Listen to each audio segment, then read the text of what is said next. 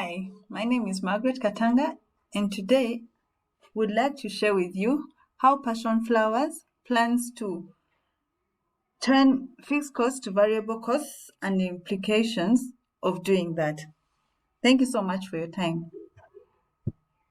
First of all, Passion Flowers has identified a few fixed costs, and these are rental space for offices where they'll have to meet their clients and definitely have a physical location where they can be found. Then there's need for a production space where assembling of flowers will be done, and then the storage space for a few products and equipment. Another fixed cost that has been identified are salaries for 3 employees: the research and design manager, the marketing manager, and then the quality control manager. Note that the production of the flowers will be done by part-time workers who are trained and allocated work only when need arises and paid piece wage. Implications of turning these fixed costs to variable costs are: for rental space, we realize that it's important to cut down the costs as much as possible. So for the moment, I can partition my home and designate space to a production area and use a single room as a home office.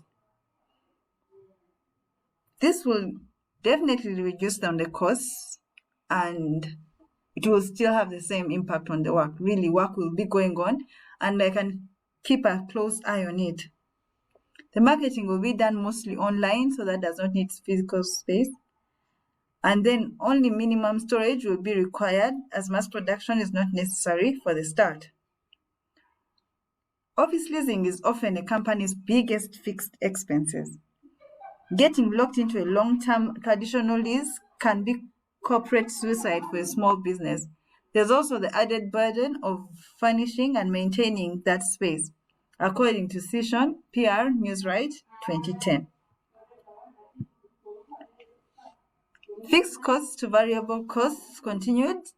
The next cost we identified was salaries, and turning this into a variable cost would mean for us as Passion Flowers to hire freelancers who are paid only when they perform a particular task and as per the agreed terms of engagement. Hiring full-time employees comes with the added expenses of health care and other benefits on top of their salaries. When the project loads are low, these employees may not be working at capacity, but their related expenses don't adjust accordingly. So that's not fair for us. One of the variable costs that was identified is transportation.